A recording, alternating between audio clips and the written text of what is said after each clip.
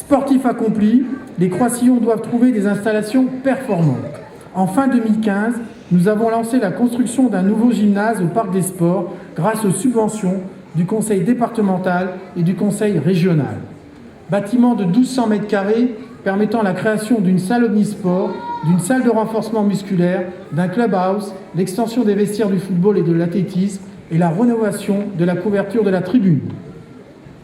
Les premiers utilisateurs seront les joueurs de l'équipe nationale de Russie. Oui, vous avez bien entendu, la Russie. Elle a choisi Croissy pour l'Euro 2016. Ils s'entraîneront sur la pelouse du stade municipal de Croissy. C'est évidemment une excellente nouvelle pour la notoriété de la ville, pour nos jeunes qui pourront voir évoluer des sportifs de haut niveau, mais aussi pour les finances de la ville, car notre nouveau gymnase sera aussi subventionné par l'UEFA pour plus de 150 000 €. En juin, dans cette France troublée, la phase finale de l'Euro de football pourra faire oublier à certains le terrorisme, le chômage, la faim, la crise du climat, la perte de sens de la vie. De fait, son futur déroulement, plein de surprises, nous dira beaucoup sur l'état de notre Europe et donnera des leçons sur ce qu'on peut en attendre et comment s'y mouvoir. D'abord sur le football proprement dit, elle nous rappellera qu'aucune équipe nationale n'est jamais en déclin irréversible, qu'aucune autre n'est non plus une puissance éternelle, qu'une équipe rajeunie est toujours mieux placée qu'une autre qui ferait trop confiance aux anciennes gloires, qu'un encadrement de qualité, composé de pédagogues charismatiques et capital pour la victoire, que les supporters sont un moteur essentiel du succès d'une équipe par l'énergie qu'ils apportent, qu'une équipe capable d'attirer et de retenir des joueurs de haut niveau venus de milieux défavorisés ou d'autres pays est plus prometteuse qu'une autre.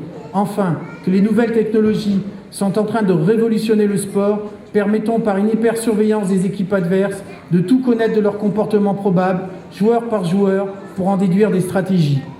Et si l'on veut extrapoler, les leçons seront claires. Aucun pays n'est jamais en déclin irréversible. Il lui suffit pour se redresser de donner toute leur place aux jeunes, de ne pas hésiter à leur confier des responsabilités, de s'assurer d'une parfaite égalité des chances entre les divers groupes sociaux, d'attirer les talents venus d'ailleurs, d'utiliser les nouvelles technologies sans crainte de bouleverser les habitudes ancestrales. Enfin, de confier aux plus anciens, les plus compétents et les plus charismatiques le soin de créer un lien social, une confiance, un enthousiasme, un désir de vaincre, un projet pour la nation. Face à ces promesses et ces menaces, il ne sert à rien d'être optimiste ou pessimiste. Nous ne sommes pas des spectateurs du mouvement du monde, mais des joueurs. Seuls les spectateurs peuvent se contenter d'être optimistes ou pessimistes. Les joueurs, eux, ne sont jamais ni l'un ni l'autre. Ils jouent. Puisque nous sommes tous ici réunis par notre attachement à Croissy, je voudrais dire un mot sur celles et ceux qui animent au quotidien notre ville, qui lui donnent une partie de son âme. Je les remercie pour l'engagement, pour l'entente et l'espoir qu'ils donnent aux autres. Je pense d'abord naturellement au président d'association. Croissy est une ville qui se caractérise aussi par la densité de sa vie associative et aux nombreux bénévoles qui œuvrent, avec une constante abnégation dans des domaines très différents au bien-être commun, qu'il soit social, culturel ou sportif. Je tiens au nom de tous les élus de Croissy à remercier très chaleureusement toutes celles et tous ceux qui nous ont apporté leur concours si précieux pour animer la vie locale, participer à la vie démocratique et mettre en mouvement notre ville. Je crois qu'on peut les applaudir. Sans eux, sans vous, Croissy ne serait pas ce qu'elle est devenue. En conclusion, cette cérémonie se veut avant tout un moment d'échange de vœux. Alors permettez-moi de présenter en priorité mes meilleurs vœux à notre pays qui traverse encore une année très difficile, puis à notre commune. Je remercie chaleureusement les élus de la majorité comme de l'opposition pour le temps qu'ils consacrent à notre commune et qu'ils prennent le plus souvent sur leur temps libre au sortir de leur activité professionnelle. Je tiens à saluer les familles des élus qui nous soutiennent toujours dans cet investissement quotidien. On peut aussi les applaudir.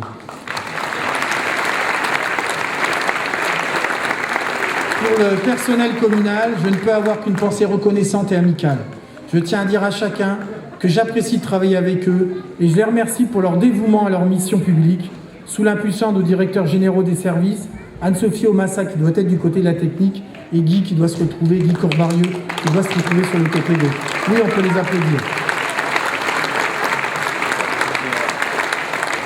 et Claire aussi, Claire qui est mon assistante. Je vais aussi vous demander d'applaudir encore plus fort ceux qui ont organisé cette soirée et ceux qui travaillent ce soir pour que vous passiez un moment agréable.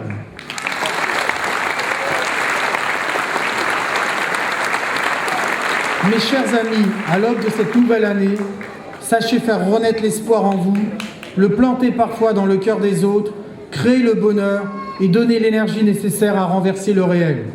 Au nom du conseil municipal, en mon nom personnel et du fond du cœur, bonne et heureuse année à vous, bonne et heureuse année à vos proches, à tous ceux qui comptent pour vous et que vous portez dans votre cœur. Bonne et heureuse année Croissy, vive la République, vive Croissy, vive la France.